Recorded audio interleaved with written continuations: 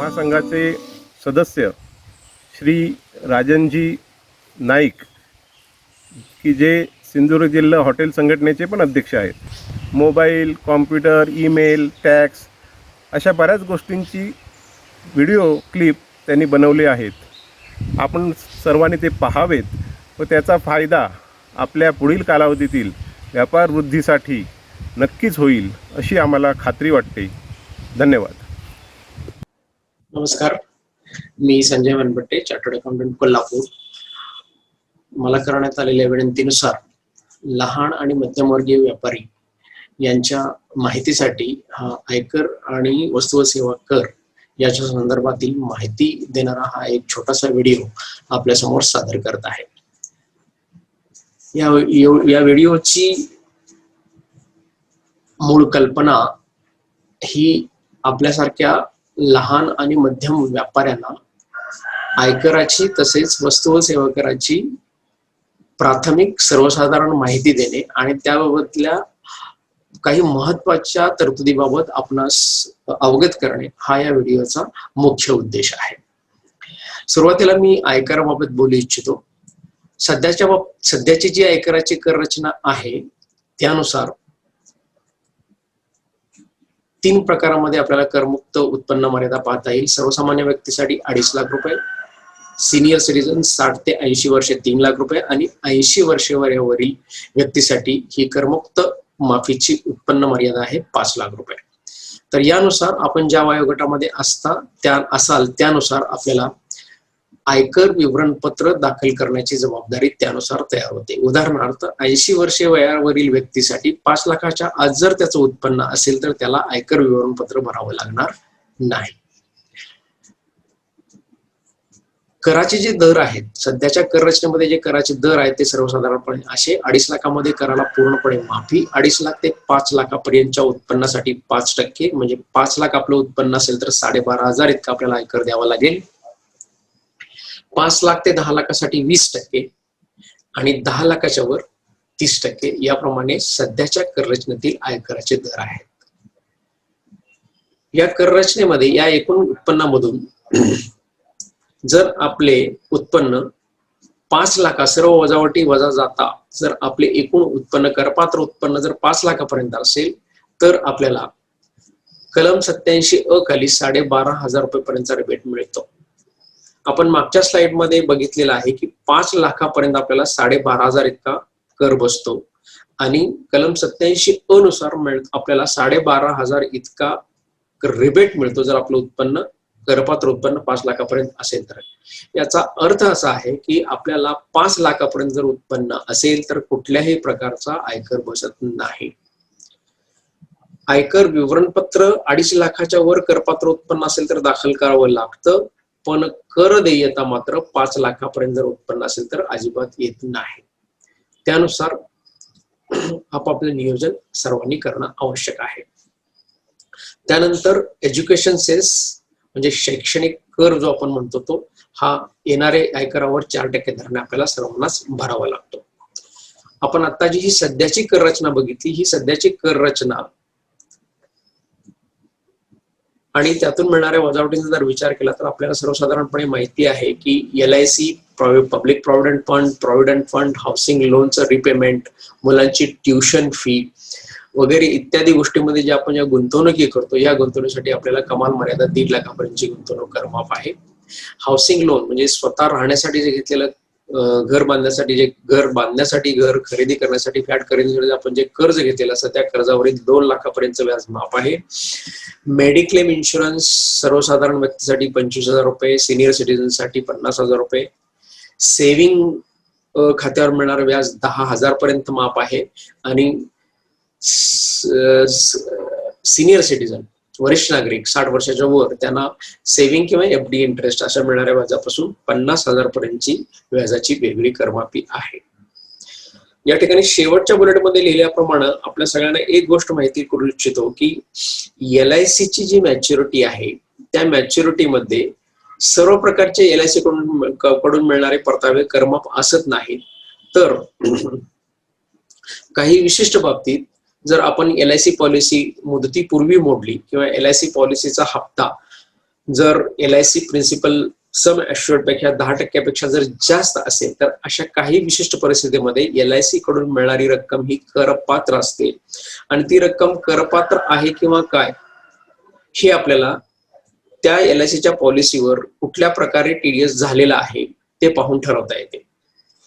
जर त्याच्यावर कुठल्याही प्रकारचा TDS झाला नाही तर ती रक्कम पूर्णपणे करमाफ आहे.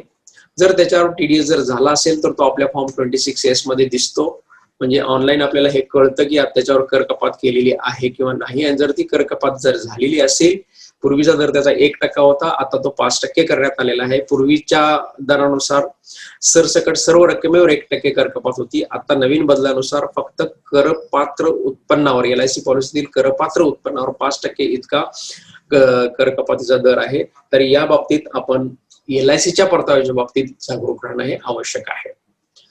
मागच्या वर्षीच्या बजेटमध्ये तरतूद केल्याप्रमाणे सरकारने या जुन्या कर रचनेप्रमाणे किंवा सध्याच्या कर रचनेला जोडूनच एक नवीन कर रचना आणलेली आहे. या नवीन कर रचनेमध्ये कराचे दर हे अतिशय कमी आहेत, तुलनात्मक दृष्ट्या कराचे दर हे कमी आहेत, पण त्याच वेळेला मिळणाऱ्या वजावटी आता आपण बघितलं कलम 80 खाली मिळणारी वजावट असेल, मेडिक्लेमची वजावट असेल, हाऊसिंग लोनची वजावट असेल, तर ह्या सर्व वजावटी या कॅन्सल केलेल्या आहेत, रद्द केलेल्या आहेत आणि फक्त कराचे दर सरसकट कमी केलेले आहेत. म्हणजे आता आपण या ठिकाणी बघाल तर 2.5 लाखामध्ये त्यामध्ये पण आणि ह्यामध्ये पण 2.5 लाखापर्यंत कुठल्याही प्रकारचा कर नाही. 5 लाखापर्यंत 5%, इथे पण 5%, तिथे पण 5%, पण तिथून पुढे 5 लाख ते 10 लाख तिथे 20% होतं, पण इथे मात्र प्रत्येक 2.5 लाखाच्या स्लॅबला कराचे दर हे 5% वाढत जातात. म्हणजे तुलनात्मक जर विचार केला तर 10 लाखाला या ठिकाणी 75,000 कर बसतो नवीन कर रचनेमध्ये, पण मागच्या स्लाइड मध्ये आपण बघितल्यानुसार 10 लाखाला 1,12,500 इतका कर बसतो. अर्थात मागची कर रचना, सध्याची कर रचना आणि नवीन कर रचना यातला मूलभूत फरक असा आहे की सध्याच्या कर रचनेमध्ये, जुन्या कर रचनेमध्ये आपल्याला उत्पन्नातून वेगवेगळ्या प्रकारच्या वजावटी वजा मिळतात, गुंतवणुकीच्या वजावटी मिळतात, पण नवीन कर रचनेमध्ये अशा प्रकारच्या कुठल्याही गुंतवणुकी आपल्याला वजा मिळत नाही. तर या जुनी कर रचना आणि नवीन कर रचना याचा तुलनात्मक अभ्यास करून आपल्याला योग्य ती कर रचना, कुठली कर रचना फायदेशीर ठरेल हे आपण ठरवावं लागतं. जर आपल्या गुंतवणुकी कमी असतील, मिळणाऱ्या वजावटी जर आपल्याला कमी असतील तर आपण सरसकट नवीन कर रचनेमध्ये जाणं फायद्याचं ठरेल. जर आपल्याला मिळणाऱ्या वजावटी जास्त असतील आणि त्या आपण पुढे कंटिन्यू करू शकणार असो तर आपल्याला जुन्या कर रचनेमध्ये जाणं हे स्वाभाविकरित्या फायदेशीर ठरतं. पण जर जे व्यावसायिक असतील, ज्यांना व्यावसायिक उत्पन्न आहे, त्यांना नवीन कर रचना एकदा निवडता येते, निवडल्यानंतर त्यातून एकदा बाहेर पडता येते आणि पुन्हा मात्र नवीन कर रचनेमध्ये जाता येत नाही जर आपल्याला केवळ व्यावसायिक उत्पन्न असेल तर. त्यामुळं नवीन किंवा जुनी कर रचना निवडताना अतिशय व्यवस्थित विचार करून त्याच्या बाबतीचा निर्णय आपण घेणं आवश्यक आहे. व्यापाऱ्यांच्या बाबतीत काही महत्वाचे मुद्दे मी आपल्यासमोर मांडू इच्छितो. घसाऱ्याचे दर सर्वसाधारणपणे आपल्याला माहिती असावेत. बिल्डिंग, राहतं घर असेल, हॉटेल बिल्डिंग असेल तर 5%, फॅक्टरी बिल्डिंग असेल तर 10% घसाऱ्याचा दर, मशिनरी, प्लांट, व्हेकल, इक्विपमेंट याच्यावर आपल्याला जनरेटर याच्यावर आपल्याला 15% घसारा मिळतो, कॉम्प्युटर 40%.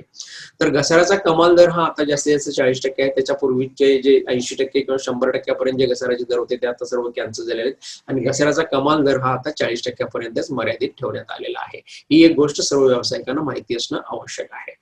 त्याच्यानंतर इन्कम टॅक्सचे रिटर्न्स कधी भरले पाहिजे याची एक सर्वसाधारण माहिती आपल्या सगळ्या व्यापाऱ्यांना माहिती असणं आवश्यक आहे.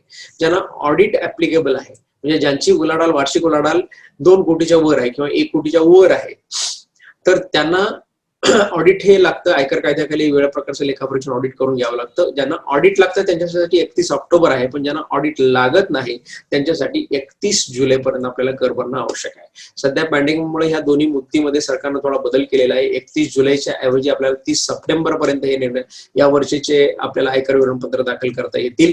पण ऑडिटच्या बाबतीत मात्र 30 सप्टेंबरच्या ऐवजी 31 ऑक्टोबर हा एकच महिन्याचे कालावधी सरकारनं वाढवून दिलेला आहे.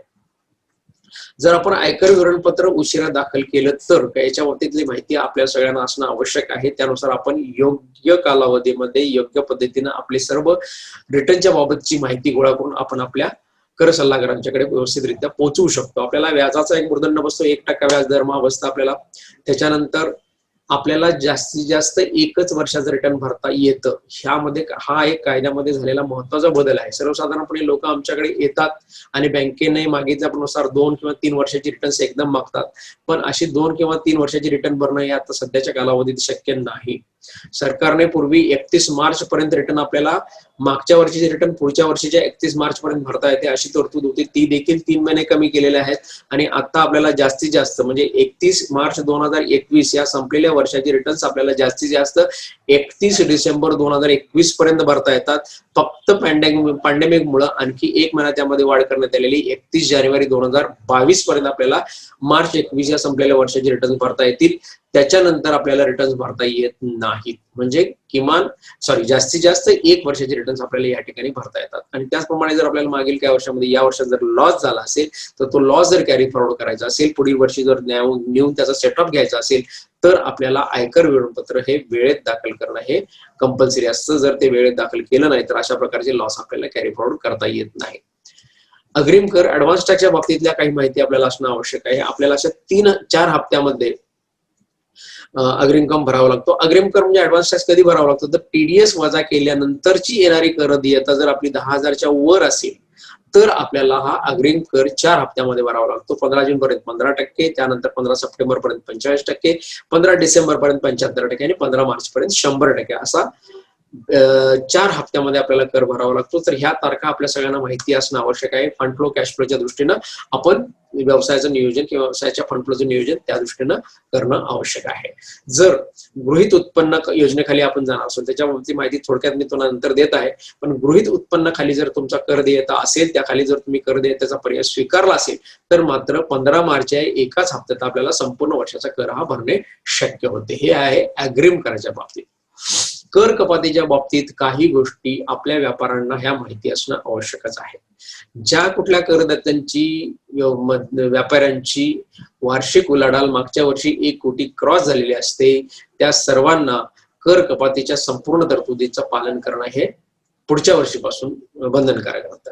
आता ही कर कपात कशा बाबतीत जाते तर कॉन्ट्रॅक्टर किंवा ट्रान्सपोर्टर असेल, दिलेलं व्याज असेल, त्यानंतर व्यावसायिक किंवा कर सल्लागारांना दिलेली फी असेल, ऑडिट फी असेल, कमिशन असेल, तर या सगळ्यांच्या बाबतीतली कर कपातीची कर देयता सगळ्यांना माहिती असणं आवश्यक आहे. व्यापाऱ्यांच्याकडून हे अपेक्षित नाही की त्यांना हे सगळे कराचे दर आणि ह्या सगळ्या गोष्टी माहिती असाव्यात. फक्त या ठिकाणी ही एक जाणीव करून देऊ इच्छितो की ट्रान्सपोर्टरला दिलेलं पेमेंट असेल, कमिशन असेल, बँकेना सोडून इतर कुठल्याही लोकांना दिलेलं व्याज असेल, त्यामध्ये बँकिंग फायनान्शियल कंपनीज किंवा एनबीएफसीचा समावेश देखील होईल, किंवा प्रोफेशनल फीज असतील, कर सल्लागाराला दिलेली फी असेल, ऑडिट फी असेल, सर्वसाधारणपणे या गोष्टींचं पेमेंट करत असणं आपल्याला कर कपात करणे आवश्यक आहे. ही किमान जाणीव आपल्या सगळ्या व्यापाऱ्यांना असणं आवश्यक आहे. एवढी जरी जाणीव असेल तर याच्या बाबतीतले पुढचे प्रश्न तुम्ही तुमच्या कर सल्लागाराला विचारायचे आणि त्याची पूर्तता करून घ्यायची. पण किमान हे माहिती असणं आपल्याला आवश्यक आहे. तर ट्रान्सपोर्टर असेल तर त्याच्याकडे 10 पेक्षा जास्त वाहने नसतील आणि त्यानं पॅन आणि डिक्लेरेशन दिलं तर कितीही त्याला पेमेंट केलं तर त्याला कर कपात करावी लागत नाही. पण बऱ्याच वेळेला आमचा अनुभव असा आहे की जे ट्रान्सपोर्टवर पेमेंट केले जाते ते ट्रान्सपोर्ट जीटीए म्हणजे गुड्स ट्रान्सपोर्ट एजन्सीला दिलं, म्हणजे ट्रेड लाईन्स किंवा म्हणजे जे एजंट असतात त्यांना पेमेंट केलं जातं. अशा एजंटच्या बाबतीत मात्र तुम्हाला वर्षभरामध्ये 1 लाखाच्या वर जर त्यांना पेमेंट केलं तर त्यांचा टीडीएस करणं हे आवश्यक आहे. त्यांच्याकडून पॅन किंवा डिक्लेरेशन घेऊन चालणार नाही, हे सर्वसाधारण लक्षात ठेवा.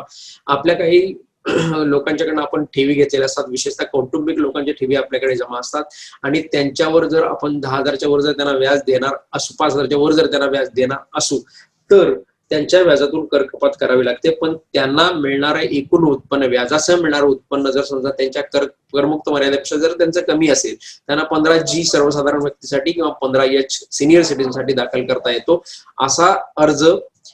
असा फॉर्म 30 एप्रिलपर्यंत आपल्याकडे घेणं आवश्यक आहे आणि तो ऑनलाईन अपलोड करणं आवश्यक आहे. असं जर केलं तर त्यांना कर कपाती, व्याजातून कर कपात करण्याची आवश्यकताही राहणार नाही. कमिशनच्या बाबतीत प्रति व्यक्ती प्रति वर्षी 15,000 आणि 15,000ची मर्यादा ओलांडली 5% इतका आपल्याला कर कपात करावा लागतो. उशिराने जर आपण कर कपात केली किंवा राहून गेलेली जर कपात केली असेल तर त्याचे परिणाम हे गंभीर आहेत. आपल्याला अशा कर कपात करावयाची राहून गेलेल्या खर्चाच्या बाबतीत 30% इतक्या खर्चाची वजावट आपल्याला मिळत नाही. त्याशिवाय कर कपात न केल्याबद्दल व्याज आणि दंड सुद्धा लागू शकतो. त्यामुळे कर कपातीच्या बाबतीत अत्यंत सावधानता बाळगणं आवश्यक आहे. ज्यांची वार्षिक उलाढाल 1 कोटीच्या वर आहे अशा सर्व व्यापाऱ्यांनी त्याच्या बाबतीत विशेष काळजी घेण्याची आवश्यकता या ठिकाणी मला नमूद करावीशी वाटते.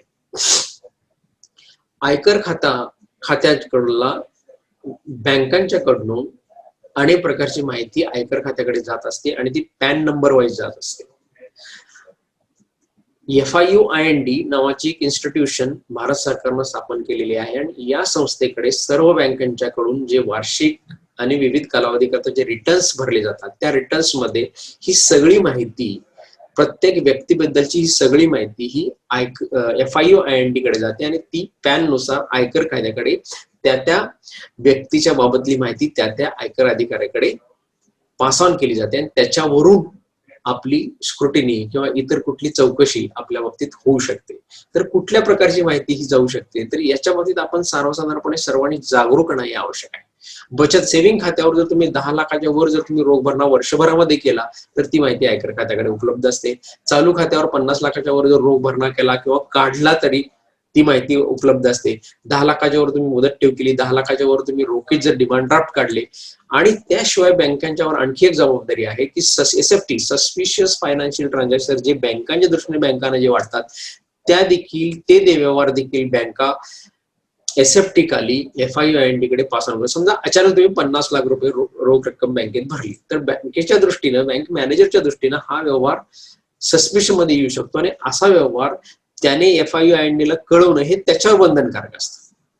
तर आपण कुठल्या प्रकारचे व्यवहार करतो, कशा प्रकारच्या व्यवहारांचा आपले नियमितपणे आपल्या बँकेमध्ये कुठले व्यवहार चालू असतात आणि अचानक आपण एखादा कुठला मोठा व्यवहार करतो, तर अशा व्यवहाराची पूर्वकल्पना बँक मॅनेजरला देणं आणि त्याला तो व्यवहार स्पष्टपणे समजावून सांगणं आणि रोखीतले व्यवहार बँकेच्या बाबतीत करत असताना योग्य ती सावधानता बाळगणं ही आपली जबाबदारी आहे. अन्यथा याची सर्व माहिती इन्कम टॅक्स कडे ऑटोमॅटिक पोहोचत असते.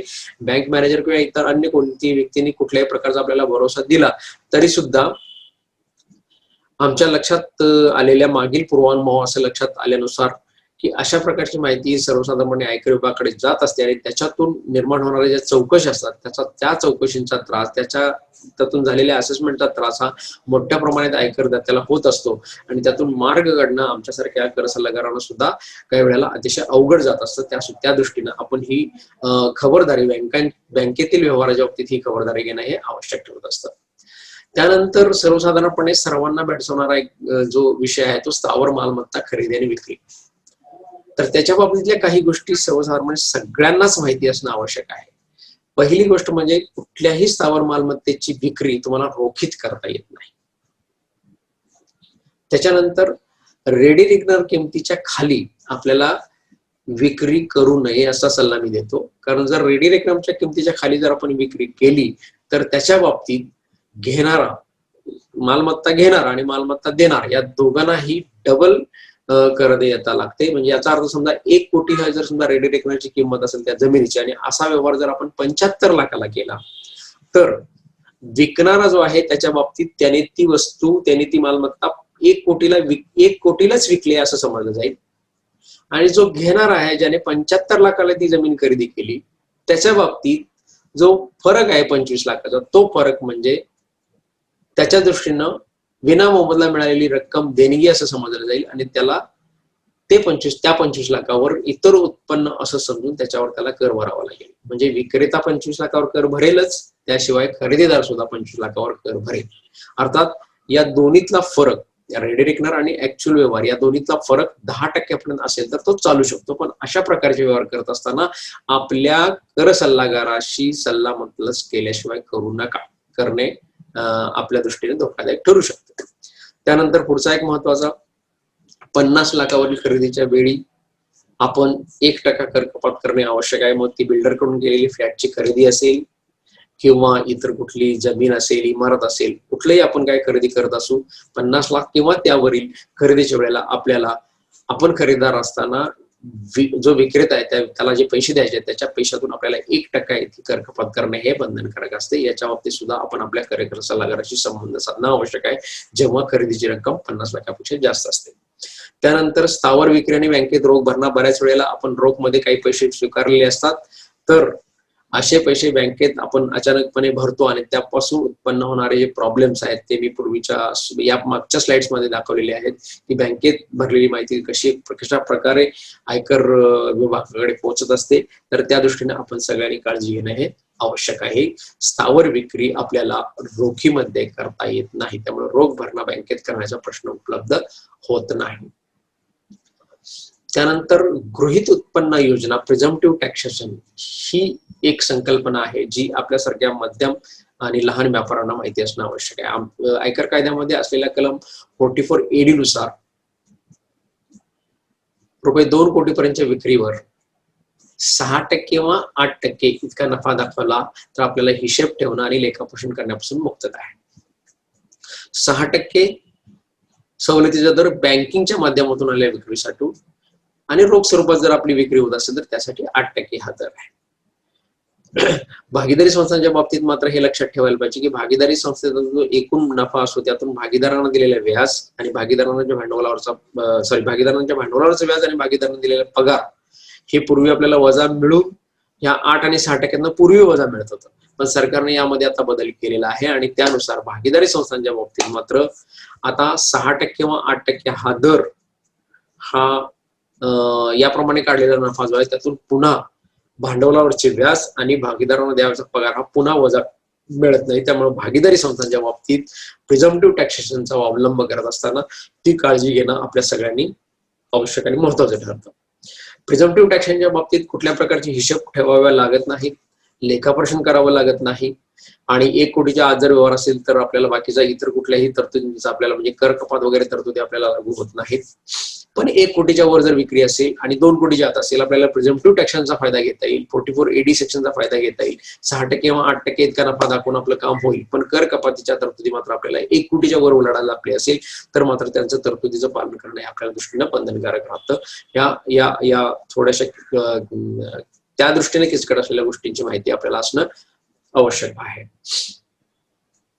त्यानंतर रोखीच्या व्यवहार काय मर्यादा आहेत याची पण आपल्यासारख्या लहान आणि मध्यम व्यापाऱ्यांना माहिती असणं आवश्यक आहे. रोखीत आपण जे खरेदी करतो कुठल्याही प्रकारचं पेमेंट करतो म्हणजे लाईट बिलाचं पेमेंट असेल, कुठल्या खरेदीदाराला सप्लायरला केलेले पेमेंट असेल, कुठलाही इतर खर्च असेल, तुमचा माणसाला द्यायचा पगार असेल तर एका व्यक्तीला प्रति व्यक्ती प्रति दिवसा 20,000ची जी मर्यादा होती ती 10,000 आहे. म्हणजे मला वाटते 2018 पासून सरकारने 10,000 रुपये मर्यादा आणली म्हणजे सध्या लागू असलेली मर्यादा ही 10,000 प्रति व्यक्ती प्रति दिवस. त्यानंतर भांडवली खर्चाची मर्यादा लागू आहे म्हणजे जर आपण एखादं मशीन घेतलं आणि त्याचे पैसे जर आपण रोख दिले तर तुम्हाला ह्या मशीनवर जास्ताना मिळणार नाही कारण आपण रोखीमध्ये पेमेंट केलं. तर त्यामुळे रोखीमध्ये जर पेमेंट भांडवली खर्च असू दे किंवा रेव्हेन्यू खर्च असू दे दोन्ही प्रकारचा खर्च जो आहे तो प्रति व्यक्ती प्रति दिवसा 10,000 रुपयाची रोखीची मर्यादा आपण पाळायची आहे. जर त्याच्यावर आपण रोख मर्यादा जर आपण पेमेंट केलं तर त्याच्यापासून आपल्याला कुठल्याही प्रकारची वजावट मिळणार नाही. त्याच्यानंतर अलीकडच्या कायद्यामध्ये झालेल्या बदलानुसार 2 लाख किंवा त्याच्यापेक्षा जास्त रक्कम रोखीत स्वीकारणाऱ्याला 100% दंडाची तरतूद सरकारने केलेली हा अतिशय अडचणीचा विषय आपल्या सगळ्यांनी महत्वाचा लक्षात ठेवणं आवश्यक आहे की एकाच दिवशी किंवा एकाच व्यवहाराबाबतीत आपल्याला रुपये 2 लाख किंवा त्याच्यापेक्षा जास्त रक्कम रोखीत स्वीकारता येत नाही. म्हणजे उदाहरणादाखल जर आपली एकूण 10 लाख, 10,000, 15,000, 30,000, 60,000 याप्रमाणे लहान लहान बिल असतील आणि या सगळ्या बिलांची रक्कम मी एकाच दिवशी 2 लाख रुपये जमा करून घेतली तर मी 2 लाख रुपये दंडाला पात्र होतो. आणि जर समजा माझं एकच बिल 3 लाख रुपयाचं आहे आणि ह्या 3 लाखाच्या बिलापैकी 10,000, 15,000, 30,000, 60,000 या पद्धतीने मी हळूहळू रोज पैसे गोळा करत आलो पण ह्या 3 लाखाच्या बिलापैकी मला 3 लाख रुपये वेगवेगळ्या दिवशी सगळे रोख मिळाले तर देखील मी या 3 लाखापैकी 3 लाखाच्या दंडाला पात्र होतो. दंडाची रक्कम एवढी मोठी आहे 100% दंड. तर त्या दृष्टीनं 2 लाखच्या वर रोख रक्कम स्वीकारणे याच्या बाबतीत अतिशय जागरूकपणे आपण सगळ्यांनी त्याची काटेकोर अंमलबजावणी करणे आवश्यक आहे. 2 लाख हा विषय व्यवस्थित सगळ्यांनी लक्षात ठेवावा आणि त्याप्रमाणे त्याची योग्य ती अंमलबजावणी आपल्याकडे केली पाहिजे.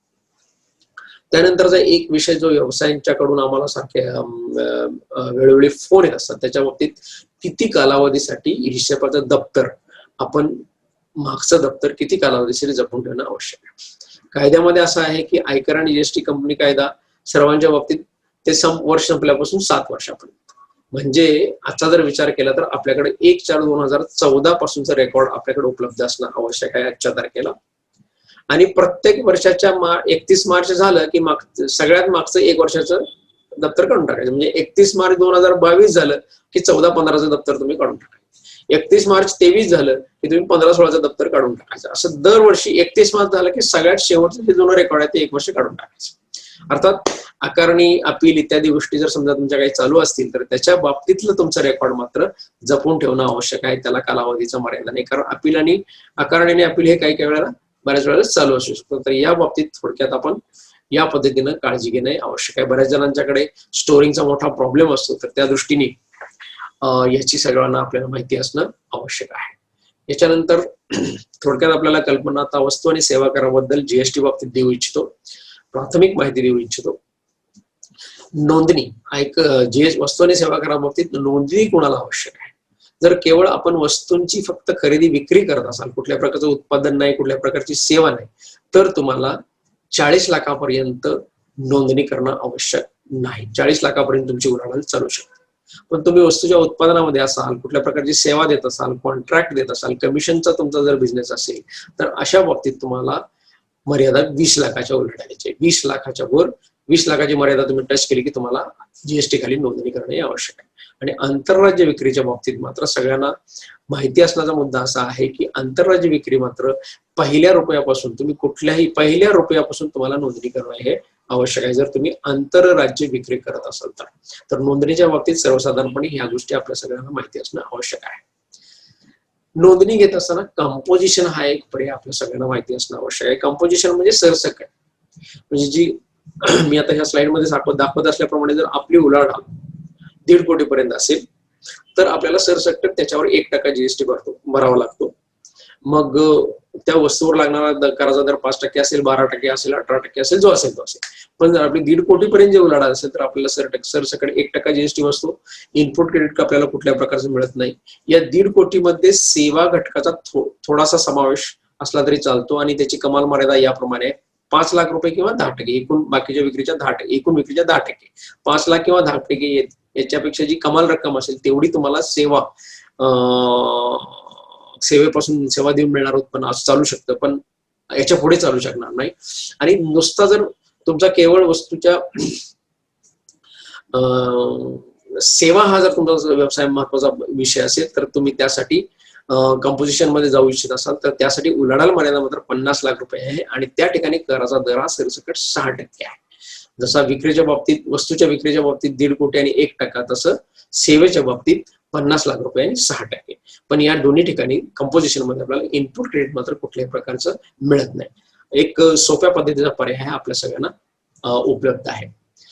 नोंदणी, कंपोजिशन, नंतर आता विवरणपत्र दाखल कालमर्यादा, हे सगळ्यांनी जर असं लक्षात घेणं आवश्यक आहे. या चार्ट मध्ये मी केवळ विवरणपत्र दाखल मर्यादा सांगत नाहीये, तर HSNच्या बाबतीत जे अलीकडच्या कालामध्ये जे नवीन बदल झालेले आहेत, वस्तूच्या बाबतीत जो आपल्याला नंबर द्यावा लागतो, HSN डिजिट द्यावा लागतो, त्याच्या बाबतीत सुद्धा माहिती या स्लाइड मध्ये देण्याचा प्रयत्न करतोय. जर आपली उलाढाल 5 कोटीच्या वर असेल तर आपल्याला विवरणपत्र दाखल करणं, मासिक विवरणपत्र दाखल करणं जबाबदारी आहे आणि आपल्याला आपल्या इनव्हॉइस मध्ये 6 डिजिट HSN कोड आपल्या वस्तूच्या विक्रीच्या बाबतीत देणं आवश्यक आहे. जर आपली उलाढाल 5 कोटीच्या खाली असेल तर विवरणपत्र आपण तिमाही दाखल करू शकता. आणि HSNच्या बाबतीत B2B असेल, आपला म्हणजे बिझनेस टू बिझनेस जर सेल असेल तर 4 डिजिट HSN कोड देणं आवश्यक आहे. आणि बिझनेस टू कस्टमर जर असेल, B2C असा जर सेल असेल तर 4 डिजिट हा कोड आहे, पण तो देखील ऑप्शनल आहे. आणि हे झाले मासिक किंवा तिमाही विवरणपत्र. याशिवाय आपल्याला एक वार्षिक विवरणपत्र जीएसटी खाली दाखल करावं लागतं. कंपोजिशनच्या डीलरच्या बाबतीत वार्षिक विवरणपत्र कंपल्सरी आहे. त्याचं कारण असं, कारण दरमहा कंपोजिशन डीलर फक्त हा चलन पेमेंट करत असतो, रिटर्न कधीच भरत नाही तो, त्यामुळे त्याला वार्षिक विवरणपत्र हे कंपल्सरी आहे. आणि रेग्युलर डीलरच्या बाबतीत जर आपली विक्री 2 कोटीच्या वर असेल तर आपल्याला वार्षिक विवरणपत्र दाखल करणं हे आवश्यक असतं. जीएसटीच्या बाबतीत काही अन्य महत्वाच्या गोष्टी आहेत. सध्याच्या कालावधीमध्ये टेक्नॉलॉजीमध्ये हे सगळं शक्य झाल्यामुळं आपण जीएसटी मध्ये जो काही टर्नओव्हर दाखवतो तो सगळा जीएसटीचा टर्नओव्हर आपल्याला आयकर कायद्याखाली फॉर्म 26S मध्ये दिसत असतो.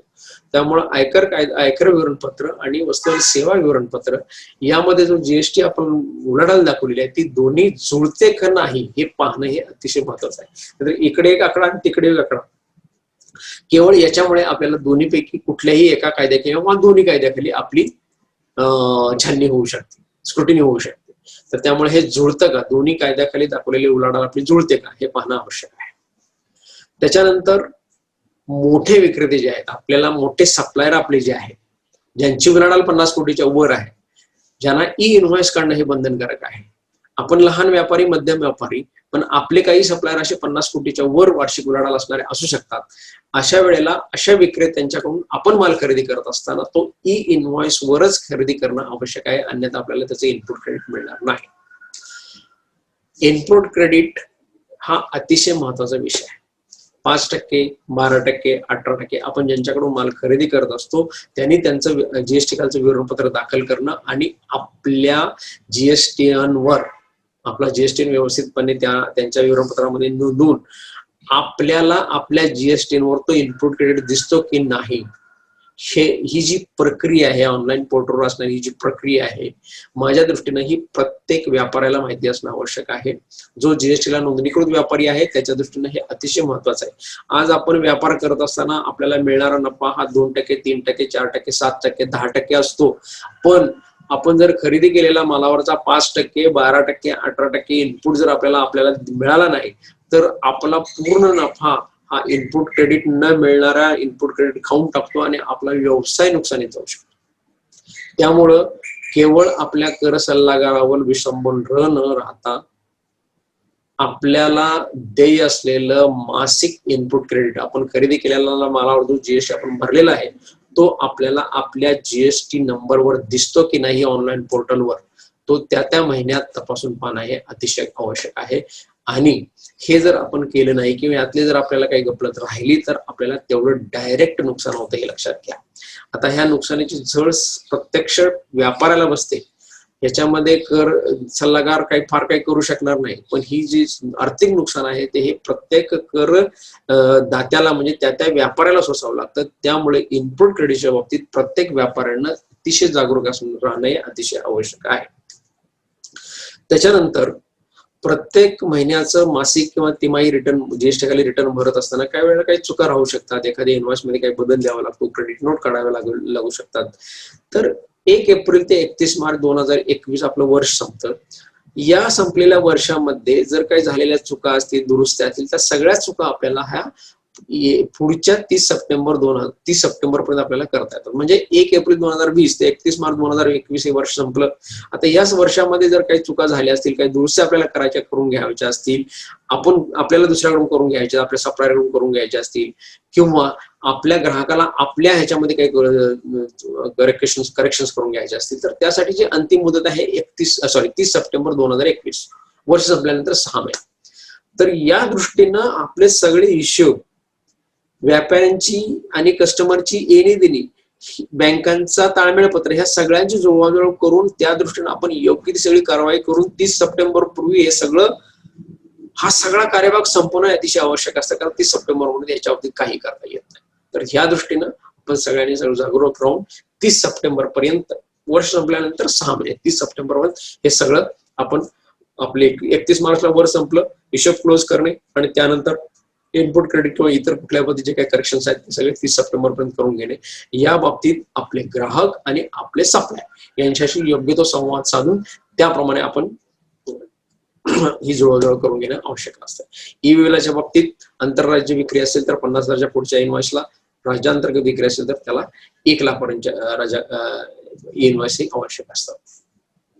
सर्वसाधारणपणे आयकर कायदा आणि जीएसटी याच्या बाबतीत ढोबळ माहिती मी आपल्या समोर मांडण्याचा आता प्रयत्न केलेला आहे. आमच्या आतापर्यंतच्या अनुभवानुसार व्यापाऱ्यांच्या मनामध्ये एक प्रकारची आयकर कायदा आणि जीएसटी याच्याबद्दलची एक अडी असते, एक अडचण समजून या विषयाकडे बघितलं जातं आणि त्यामुळे कर सल्लागाराकडे वेळेवर न पोहोचणं, कर सल्लागाराकडे योग्य ती सर्व माहिती त्याच्यापर्यंत व्यवस्थितरित्या पोहोचवणं, आपण केलेल्या व्यवहाराची किमान नोंद ठेवून त्याच्याबाबत स्पष्टीकरण आपल्या कर सल्लागाराला देणं, या सगळ्यांच्या बाबतीत काही वेळेला आपले व्यापारी नेहमीच्या व्यापामध्ये कमी पडतात किंवा त्याच्याकडे थोडंसं दुर्लक्ष होतं असं दिसतं, आणि त्याच्यामुळं होणारं जे नुकसान आहे ते त्या व्यावसायिकाला, त्या व्यापाऱ्याला कळत नकळतपणे होत असतं. तर या दृष्टीने माझा एक शेवटचं आव्हान मी आपल्याला करू इच्छिन की याबाबतची थोडीशी जागरूकता आपल्या बाबतीत येऊ दे. किमान रेकॉर्ड आपल्याकडं सगळं व्यवस्थित असावं. आपल्याकडे जे आपण केलेले व्यवहार असतात त्या व्यवहाराची सर्व किमान नोंद, स्पष्टीकरण आपल्याला देता यावं, इथपर्यंतची नोंद आपल्याकडे असणं आवश्यक आहे. आणि योग्य वेळेत आपण आपल्या कर सल्लागाराकडे पोहोचून त्याच्याबाबतीची त्यांना माहिती देणं आणि आपले सगळे विवरणपत्र वेळेत दाखल करून घेणं हे आजच्या काळामध्ये सगळ्यांच्या दृष्टीने अतिशय आवश्यक आहे.